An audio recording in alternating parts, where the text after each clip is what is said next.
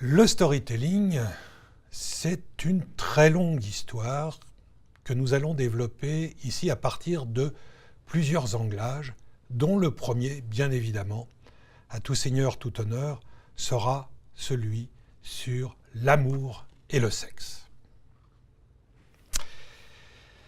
Le storytelling, c'est une thèse d'un livre écrit par Christian Salmon, un chercheur au CNRS, qui s'est aperçu il y a une quinzaine d'années que de plus en plus aux États-Unis, on utilisait dans le monde de la politique, dans le monde de l'entreprise, dans le monde de la publicité, en lieu et place de discours rationnels, logiques, de données, des histoires.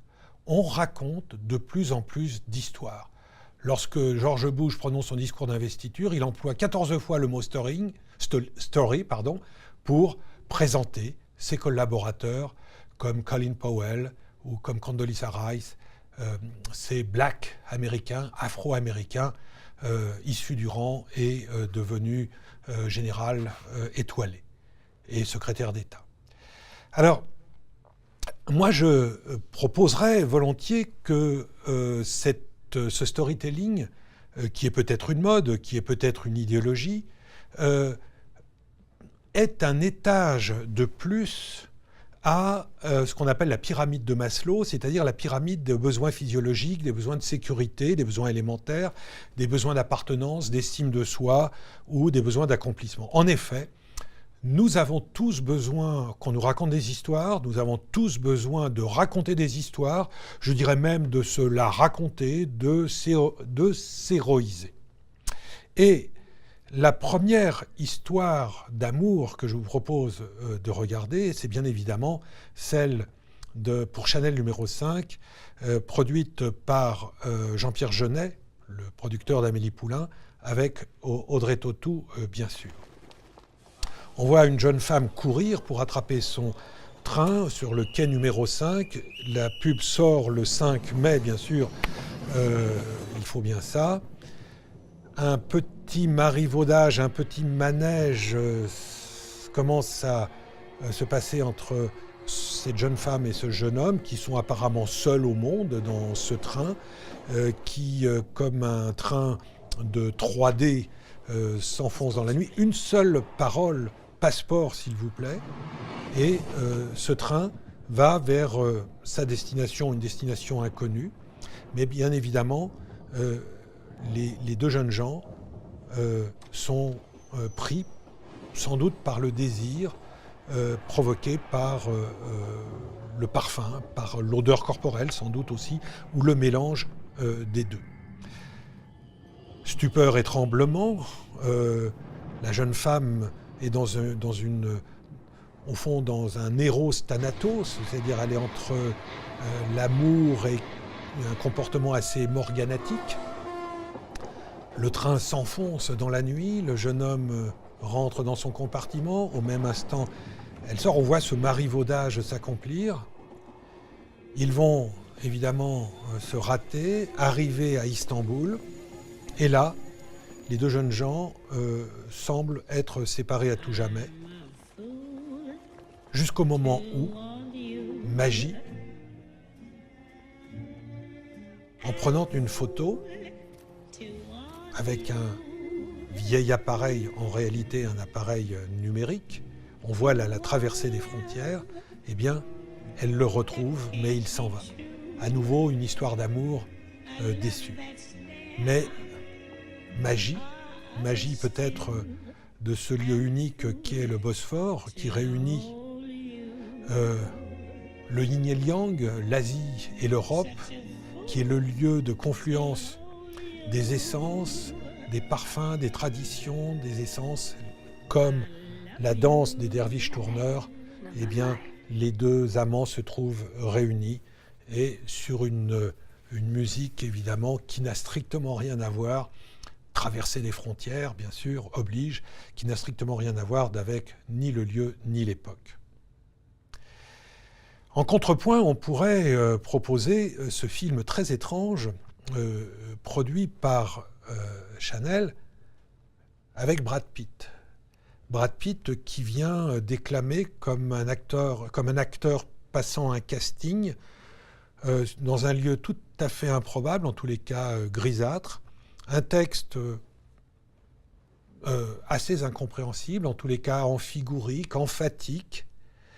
Il est très simple, mais en même temps, ce qu'il dit est aussi incompréhensible que le parfum, ce parfum Chanel qui est réservé aux happy few, aux initiés, comme la compréhension peut-être de ce texte un peu shakespearien ou romantico-gélatineux, pardon, eh bien, l'est aussi sans doute.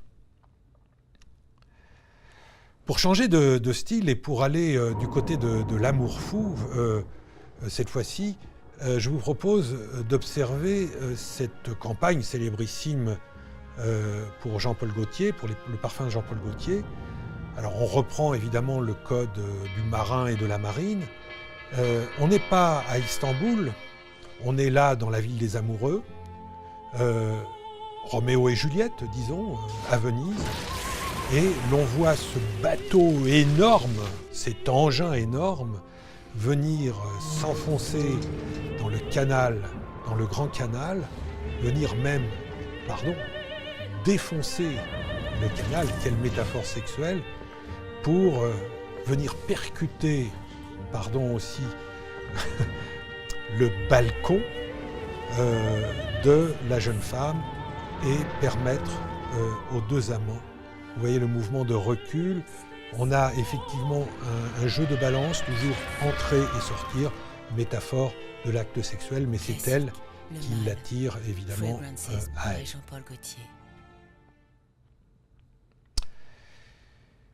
J'aurais voulu vous parler de cette campagne pour Canal+, où l'on voit un jeune homme pris dans un placard par un mari dans la chambre à coucher, et dans le lit on voit sa femme, et ce jeune homme raconte une histoire absolument invraisemblable qui lui est arrivée, d'aventure, etc., qui a abouti finalement à ce qu'il soit prisonnier dans une armoire Ikea.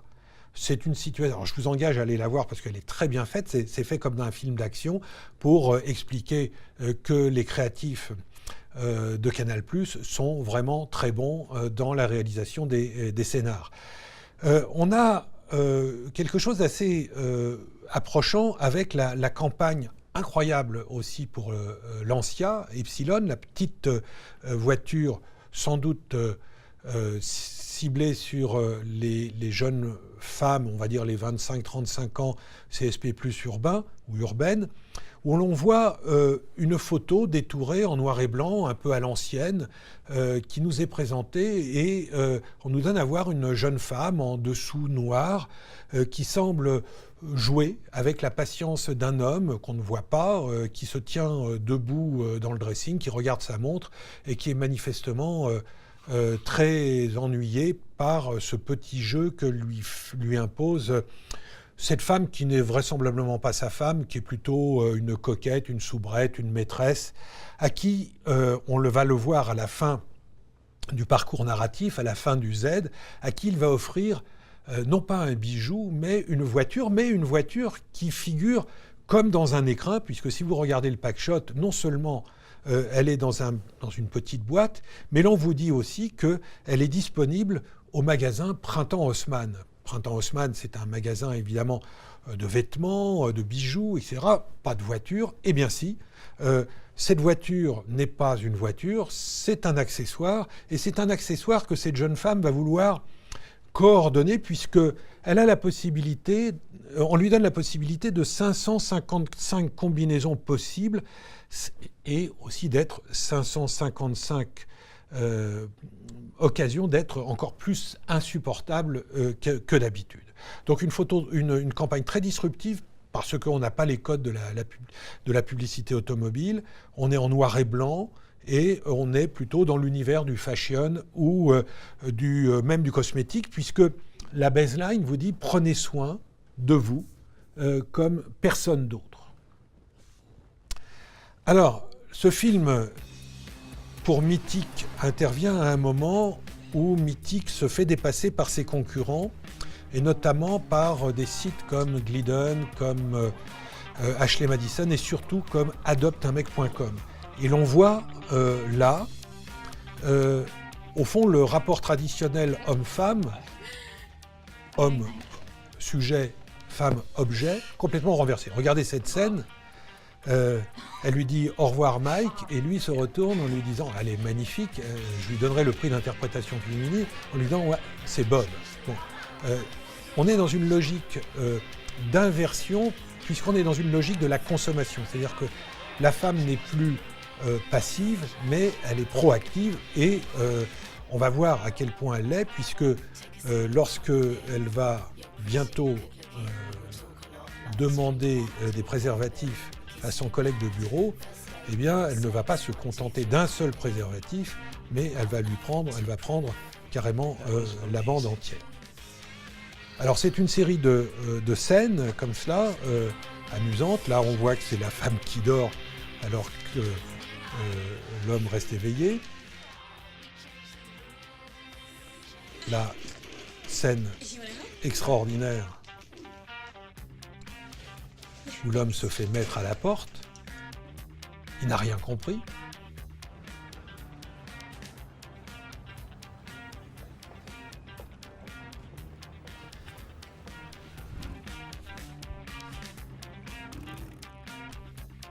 Et voilà la fameuse scène où la femme, évidemment, n'a que faire de la pudeur. Okay.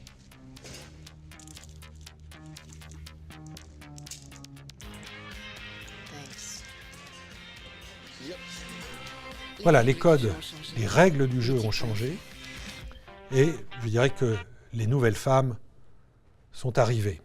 Attention.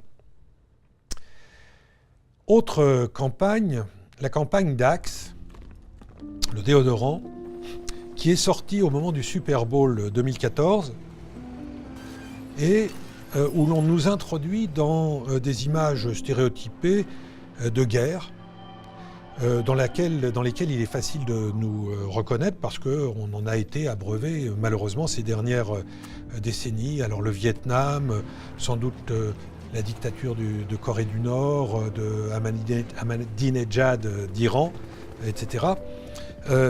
Au fond, la petite histoire personnelle située dans l'histoire de l'actualité qui va et surtout qui ne va pas, et surtout une inversion, alors magique, de l'axe du mal, puisque ces forces du mal se transforment en forces du bien et de l'amour par la vertu magique, semble-t-il, du produit qui rétroagit et transforme l'individu. Axe est passé du sexe au sentimentalo-romantique, avec la morale « Make love, not war », une morale un peu baba cool, faites l'amour, pas la guerre, ça ressemble, enfin, c'est très rétro, hein, et on a l'idée que la douceur du produit fait au fond des miracles contre des univers de violence. Évidemment, on ne peut pas s'empêcher de penser qu'il faut faire attention parce que là, il y a un gap considérable entre l'image projetée et l'image réelle du produit, ce qu'on appelle une surpromesse que l'on risque de payer. Pour terminer, je vous propose de regarder cette campagne pour Manix, Manix Endurance. Je vous laisse regarder tranquillement cela un tout petit moment pour pouvoir ensuite en faire une analyse peut-être flottante dans un premier temps et une analyse peut-être plus raisonnée ensuite. Qu'est-ce que nous raconte cette histoire ? Elle nous raconte que l'amour est un parcours d'obstacles glorifiants, mais dans un monde fait de douceur, de couleurs pastel, gentilles, roses, bleues. Et au fond, ce qui est intéressant dans cette image, c'est de considérer que le lecteur va être conservé sur cela pour en découvrir les moindres détails, parce qu'il y a une sursaturation de signes, il y a une sursaturation de complexité pour un storytelling très riche en épisodes et en rebondissements, avec une profondeur de champ, une route longue et sinueuse, des formes arrondies, voluptueuses, des collines aux tétons pointés, la forêt, les arbres érigés. Là, le symbole de l'escargot, le pénis qui entre et sort, etc., etc. Genre le lit, pont, le panneau 69, enfin, la partie de jambes en l'air, la sirène, enfin, voilà, il y a énormément de signes qui viennent ici et nous conservent, évidemment, sur la scène. L'amour et le sexe, au fond, comme course d'obstacles, et on sait que pour les psychanalystes, il faut que ça résiste, il faut, je dirais, que ça soit dur, comme un préservatif, et de façon à ce que l'amour soit glorieux. Une autre déclinaison pour Manix, c'est celle-ci, alors plutôt dans les noirs, les rouges, le rouge et le noir, les couleurs du manteau du diable, avec lupanar, parc d'attractions, montagne russe, grande roue, 7e siècle, la grande gêne, l'orgasme, Betty Boop, Catwoman. Enfin, on a tout ça dans une lecture flottante, un rouge, un violet, un monde underground, un feu d'artifice. On est dans une explosion d'énergie, de performance, et l'on a effectivement... je dirais, là, on conforte le produit qui est Manix intense.